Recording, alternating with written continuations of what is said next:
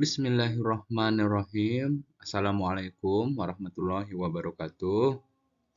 Selamat sore buat adik-adik mahasiswa jurusan PGMI, khususnya semester 1. Pada kesempatan ini, kita sudah masuk pertemuan kedua, di mana minggu lalu kita sudah menyepakati kontrak perkuliahan. Pada kesempatan ini, kita akan membahas mengenai konsep IPS, tujuan IPS, dan ruang lingkup IPS. Supaya diketahui, IPS ini adalah salah satu mata kuliah yang menekankan kita kepada hubungan kita dengan masyarakat, serta kita akan mengkaji masalah-masalah atau gejala-gejala yang ada di dalam masyarakat, serta bagaimana cara kita mengatasinya secara masuk akal, secara ilmiah. Jadi, pada intinya, mata kuliah IPS ini mengajarkan kita bagaimana caranya kita itu berpikir agar lebih ilmiah. Bukan berarti kita akan membahas tentang halal haram, baik buruk, karena itu bukan ranah kita, itu ranahnya pendidikan agama Islam.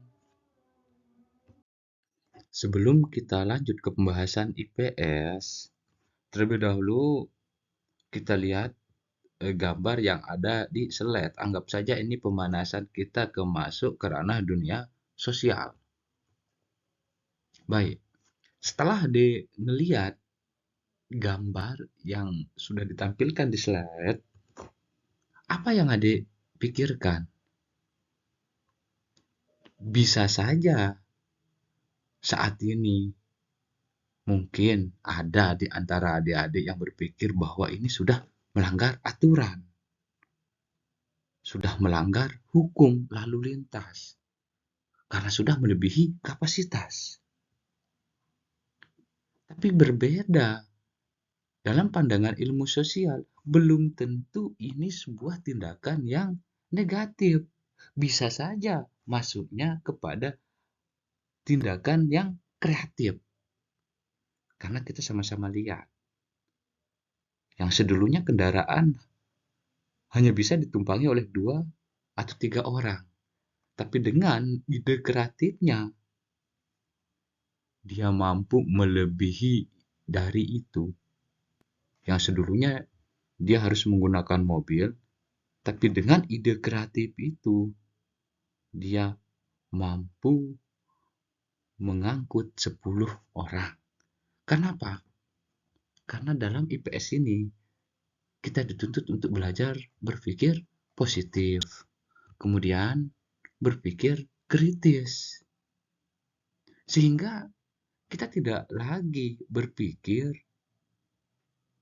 tanpa ada alasan yang jelas. Kita tidak mungkin berpikir langsung menjudge sesuatu itu secara negatif. Kemudian, istilah ilmu IPS ini resmi mulai digunakan di Indonesia sejak tahun 1975 dengan istilah social studies. Yang dipelajari dalam IPS itu berkenaan dengan gejala dan masalah kehidupan di masyarakat. Nah, sekarang kita lanjut. Apa sih pengertian IPS? Mungkin di sini adik-adik dulu waktu SMA ada yang ambil jurusan IPS. Saya yakin kalau adik-adik sudah ngambil jurusan IPS, mungkin adik-adik bisa memberikan definisi apa pengertian daripada IPS. Tapi biasanya mahasiswa kalau ditanya, apa pengertian IPS? Apa itu IPS? Ilmu pengetahuan sosial, Pak. Waduh, itu jawaban bagi anak SD. Oke.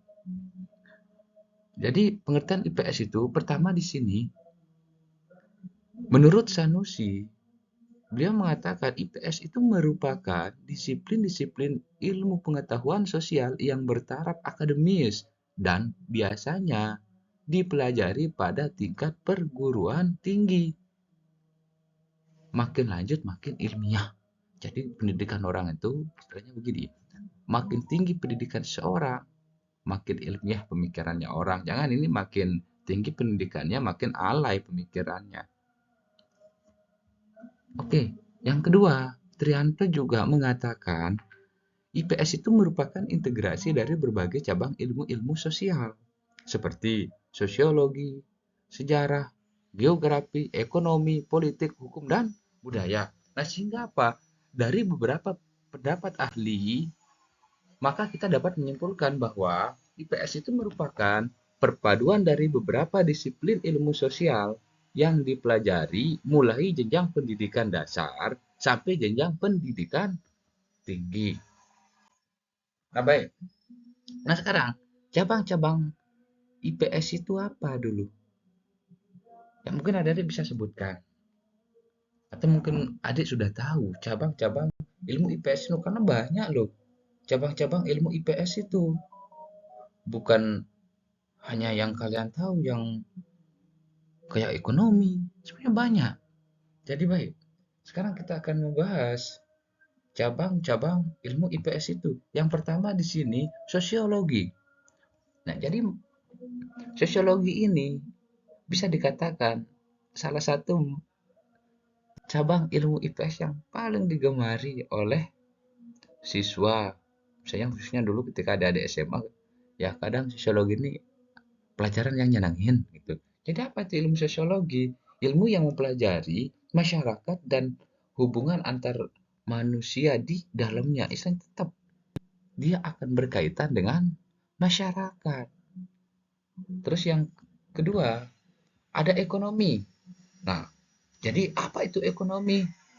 Jadi ekonomi itu adalah ilmu yang mempelajari produksi, konsumsi, sama distribusi. Sehingga apa? Pembagian kekayaan dalam masyarakat. Itu kalau ekonomi. Kemudian selanjutnya geografi. Apa itu geografi? Jadi geografi merupakan ilmu yang mempelajari lokasi dan variasi keruangan atas fenomena fisik dan manusia di atas permukaan bumi. Itu ya, erat kaitannya ya dengan kehidupan, bagaimana hubungan manusia itu dengan bumi. Kemudian ada antropologi. Apa itu antropologi? Mungkin di sini ada adik dulu sangat senang sekali belajar antropologi. Jadi antropologi ini sangat erat kaitannya dengan kebudayaan. Jadi secara umum antropologi itu ilmu yang mempelajari manusia pada umumnya dan khususnya antropologi itu mempelajari segi kebudayaan masyarakat. Terus di sini ada sejarah. Nah, ini kalau sejarah ini biasanya orang-orang yang ahli dalam sejarah itu katanya sih orang yang sulit move on. Kalau adik-adik mau sulit untuk dilupakan, maka pacaran sama anak sejarah. Kenapa bisa seperti itu? Karena sejarah ini merupakan ilmu yang mempelajari masa lalu yang berhubungan dengan umat manusia. Kemudian politik. Ya ini politik sering ada dengar di berita, di TV, politik-politik. Ketika melihat partai, selalu pikiran kita kepada politik. Ketika melihat pemilihan, selalu pikiran kita kepada politik. Jadi, apa sih sebenarnya ilmu politik itu? Jadi ilmu politik itu ilmu yang mempelajari pemerintahan sekelompok manusia, yang termasuk negara. Kemudian di sini ada ilmu hukum. Nah, ilmu hukum ini memang menarik, apalagi sekarang zaman-zamannya kasus Verdi Sambo misalkan, atau Baradae, itu sangat erat kaitannya dengan hukum. Karena di mana ilmu hukum ini adalah ilmu yang mempelajari sistem aturan yang telah dilembagakan, ya seperti undang-undang. Orang hukum ini selalu erat kaitannya dengan undang-undang. Baik. Nah, sekarang mengapa mempelajari IPS. Nah, mungkin adik-adik yang jurusan IPS dulu mungkin bisa jawab, nah, kenapa kita mempelajari ilmu pengetahuan sosial? Jadi di sini, yang pertama, IPS itu merupakan pelajaran yang sangat penting karena dengan belajar IPS dapat membimbing siswa beradaptasi dalam lingkungan sosialnya dan dapat membantu siswa dalam menghadapi masalah-masalah sosial yang terjadi di masyarakat dengan lebih bijaksana. Ya, karena sering kita lihat banyak sekali orang-orang ketika ada masalah, ya tindakannya ya memang dikatakan tindakannya itu merugikan dirinya sendiri. Contoh, ketika ada masalah, posting di sosial media, posting di Facebook.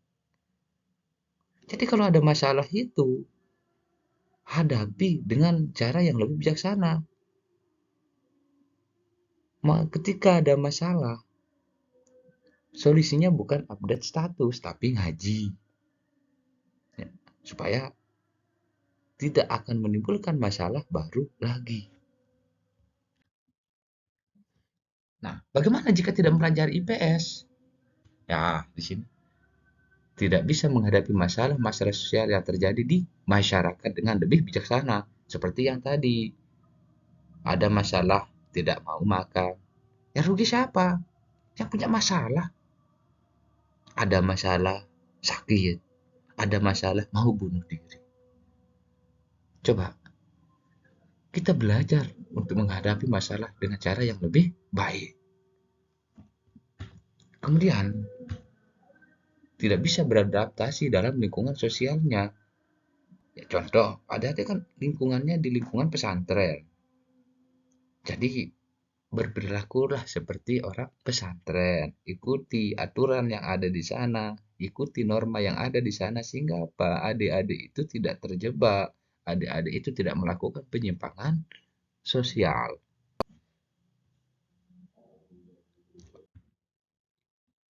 Kita lanjut. Nah, tujuan mempelajari IPS. Apa tujuan kita? Jadi yang pertama di sini, membekali peserta didik dengan pengetahuan sosial yang berguna dalam kehidupannya kelak di masyarakat. Ya minimal kita sudah melatih peserta didik kita belajar, bukan bergotong royong atau belajar azan di musola walaupun sejak kecil. Kenapa sejak kecil kita sudah menanamkan jiwa sosial kepada peserta didik kita sehingga apa? Kegiatan di masyarakat dia selalu ikut. Dia bisa menolong anggota masyarakat. Mungkin dari hal-hal yang kecil.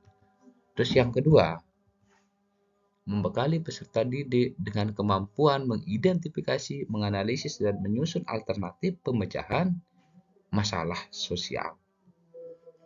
Nah, jadi di sini sudah kita jelaskan tadi bagaimana cara kita mengidentifikasi, menganalisis, dan menyusun alternatif penyelesaian masalah sosial.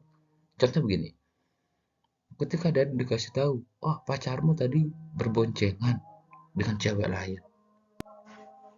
Jadi kalau pemikiran kita, pemikiran sosial, jadi kita tidak langsung percaya. Memang, oh iya, tadi pacar saya udah nge-WA saya bahwa dia sedang di masjid. Biasanya kalau malam-malam pacar saya tidak keluyuran, dia sedang ngaji di masjid. Nah kalau itu sehingga apa? Minimal kita bisa mengobati diri sendiri dulu. Walaupun kenyataannya memang real seperti itu, tapi minimal sakit hati itu tidak akan larut. Nah kemudian ada lagi yang bertanya, bagaimana Pak cara kita kalau menghadapi pacar yang sering ngambek? Ya, biasanya kalau pemikirannya tidak disertakan dengan menganalisis dan mengidentifikasi, oh bujuk, nasihati. Gimana bisa dibujuk orang mau ngambek? Yang namanya perempuan, semakin dibujuk, ngambeknya menjadi-jadi. Jadi caranya gimana? Gak usah bujuk. Ya, gak usah bujuk. Karena kalau dibujuk, ngambeknya akan menjadi-jadi seperti yang tadi. Nah, kemudian di sini membekali peserta didik dengan kemampuan berkomunikasi dengan sesama warga, masyarakat, dan berbagai bidang keilmuan serta bidang keahlian.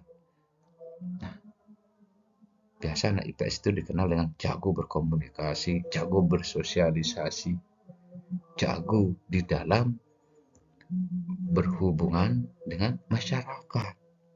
Bukan berarti berhubungan yang negatif gitu, tapi hubungan yang timbal baliknya saling menguntungkan seperti silaturahmi.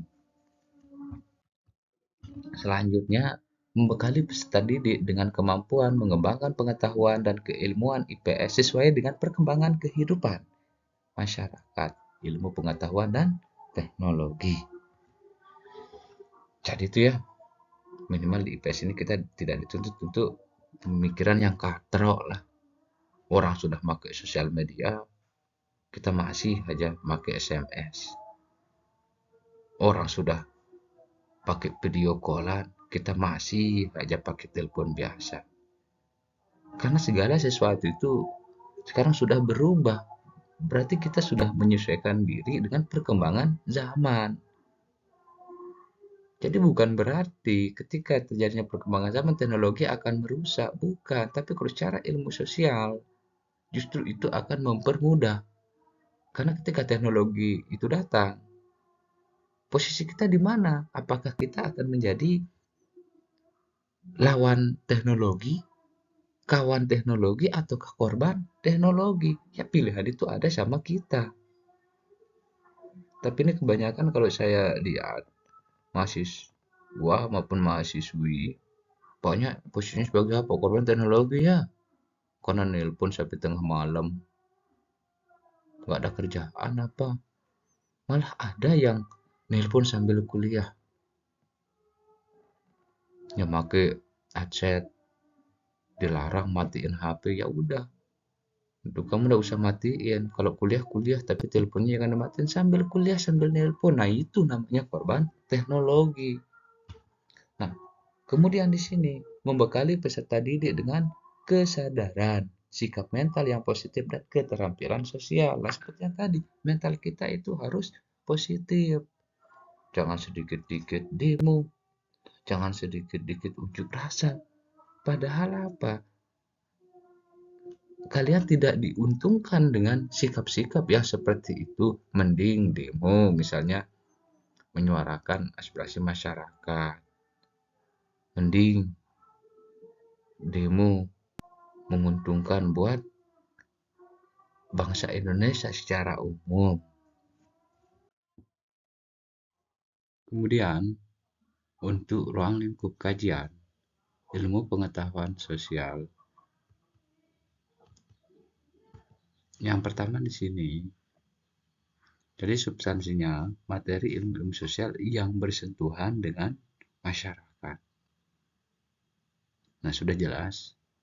Ini kita sudah sampaikan dari awal-awal pembahasan tadi bahwa ilmu sosial itu sangat erat kaitannya dengan masyarakat. Kemudian, gejala, masalah, dan peristiwa sosial tentang kehidupan masyarakat. Sampai di sini pembahasan kita. Kita lanjutkan minggu depan. Nah, jadi untuk masalah tugasnya, adik-adik tinggal menganalisis masalah sosial yang ada di masyarakat. Nah, kemudian adik membuat sebuah solusi atau bagaimana cara mengatasi permasalahan yang adik temuin di dalam masyarakat. Nah, jadi nanti tugasnya bisa adik tulis tangan, di print, ataupun bisa mengumpulkan filenya langsung ke email saya. Terima kasih.